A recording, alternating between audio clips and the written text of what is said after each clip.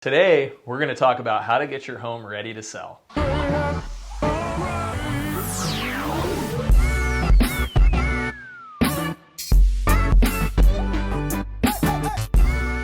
everybody, I'm Schramm and I'm a South Orange County real estate agent, and I put out videos about South Orange County and real estate. Make sure and hit the little bell icon and subscribe to my channel where I put out the latest and greatest content. One of the questions I get asked most from my clients is, how can I get my home ready for the market? So that's what we're going to talk about today. My clients who are more prepared, who kind of take steps before they actually have to put the home on the market, are realizing an extra 2, 3, 4% on their sale. And that's what we call top dollar. So the first thing that I want you to focus on is any little maintenance items around your home. These could be little things such as nail holes in the wall, your gutters potentially being clogged with leaves, or some simple touch-up paint work. What I've seen is that when I take a buyer through a home that's for sale, and the home has these little deferred maintenance items, buyers start to tally up in their mind what these things could potentially cost. So even though it might be a little item like putting some caulking around the bathtub that would cost, say, $100 with a local handyman, if a buyer's walking through the property and things like that start to add up, rather than, factoring the realistic price of, say, $100, they might be rounding to the nearest 100, $200, $300, $400 sometimes is what they're going to see in their mind. So it's really important to take care of these things before you put the house on, so that a buyer doesn't come through and start to kind of tally up an overinflated bill, and what it ends up doing is it changes their perception of the home. So the bottom line is, the more of these little deferred maintenance items that you can take care of before putting your house on the market is ultimately going to save you money, and it's going to put out a better property, a better product to the marketplace.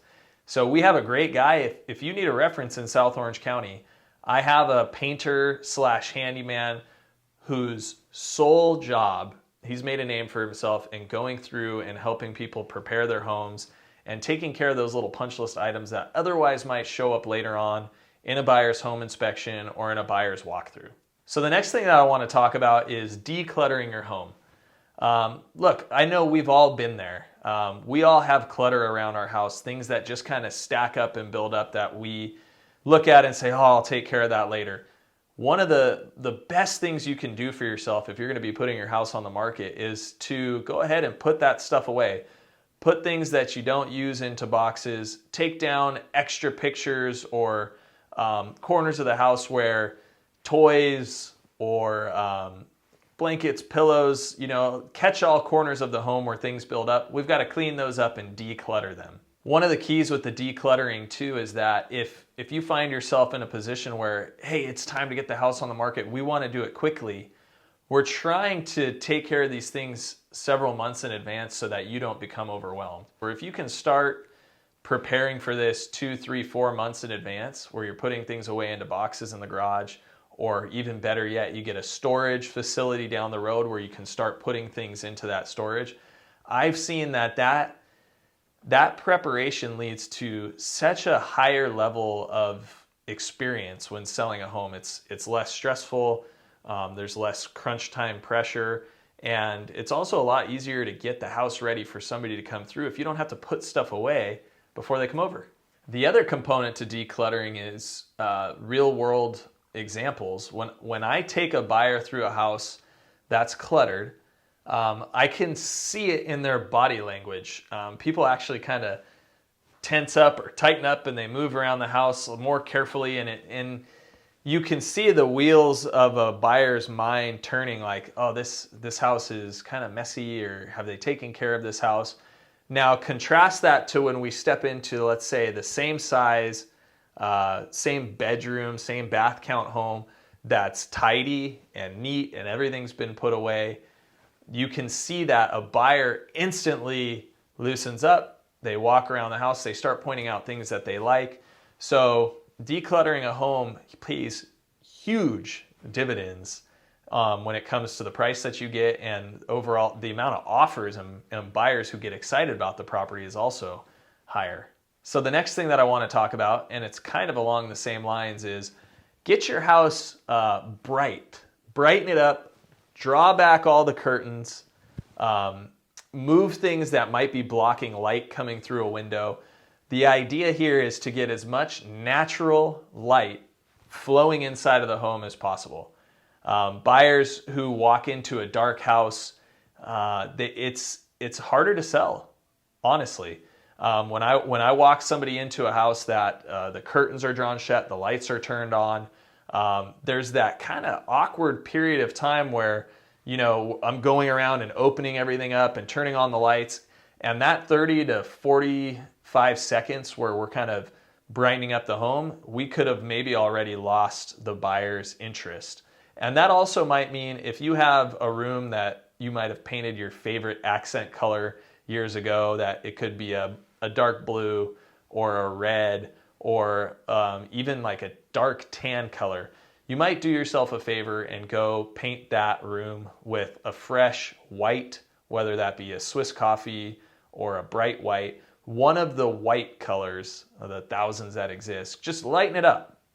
White walls are going to bring so much more light into the house. And if there's an opportunity too, before you put the house on the market, to maybe add some canned lighting. Canned lights aren't that expensive. Sometimes it's as little as $200 to $250 per can light. And that might make the difference of bringing light into your home and changing the buyer's perception as they walk through. So the next topic that I want you to ask yourself is, when was your home last updated? I'm not talking about a full grandiose remodel, but one of the things you may want to consider before putting your house on the market is going through and take a look at your floors. Is there an opportunity where we could change the floor from maybe an old shag carpet and maybe pull that out and put in a nice new engineered hardwood floor, or even an LVP, which is a luxury vinyl plank? Some of those hard flooring options aren't all that expensive anymore, and it can really add a lot of value to the property before putting it on the market. So another thing to take a look at are your door handles, your light switch faceplates, and electrical outlet faceplates.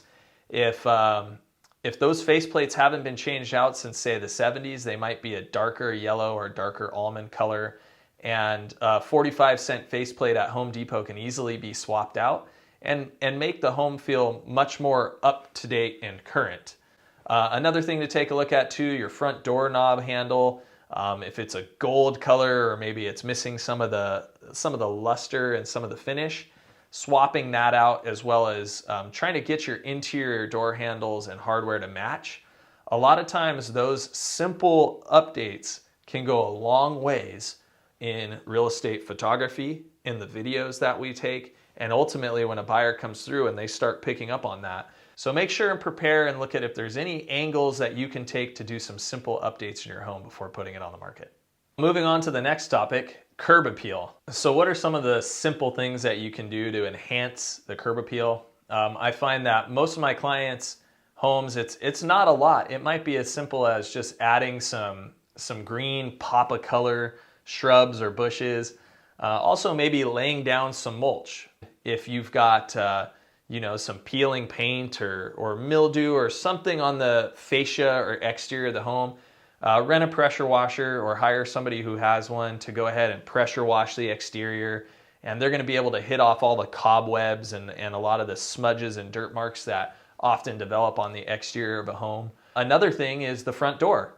If your front door needs a new door handle or a fresh coat of paint, that's something that I would highly recommend. So when somebody pulls up, they see a freshly manicured, beautiful curb appeal. Things are already tipping the scales in a seller's favor, that when they walk into that door, they're going to reaffirm what they already believe through their confirmation bias, that, oh, this home is, nice, this home is cute, it's well kept. We want that from the moment they pull up to the moment they go through the house and the moment they go into the backyard. So the curb appeal is very important, and not all that difficult to bring your home's curb appeal up to speed. So this leads me to the next topic. It's often the most difficult to discuss with my clients, and it is depersonalizing the home. So what does that mean? It's very simple. Take down all your personal pictures, decor, knickknacks that might mean something, they might be deeply sentimental to you, but the reason we're going to be taking those down or removing them and depersonalizing the house is because when me as a real estate agent or a buyer who comes through, we all have a sensitivity kind of built into us to not invade someone else's private space. So by depersonalizing the home, it's actually making the home more inviting. And it allows somebody to come through and kind of visualize the space through their own lens of, oh, that's what my couch would look like here, or oh, that's what my family photos would look like here. If you as a seller can depersonalize and take that stuff down, we don't want a buyer looking at your personal photos. We want them focusing on the home, and we want them envisioning themselves buying the property and moving their stuff in. All right, so this brings me to my last tip, and that is start interviewing real estate agents earlier in the game than later. The reason is you want to develop a relationship. You want to know who your guy or your gal that's going to be listing your home, who that person is. And additionally, just like everything we just mentioned in this video, you're going to want that person to come through and advise you on any last minute things that you can do before the house gets on the market.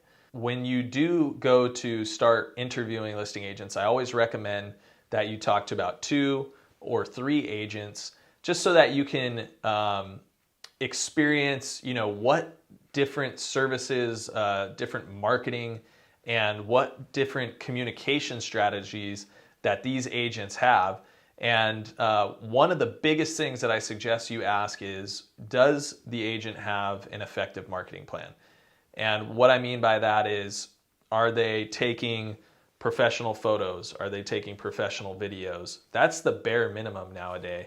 So make sure that the people you talk to, that the agents you talk to, are utilizing effective marketing techniques. And then what's happening with the photos and videos after they're taken? Yes, they're going to be uploaded into the MLS, but are those photos and videos being pushed out on social media and Facebook ads and Instagram ads, and also put into magazines or different mediums where your home can be exposed?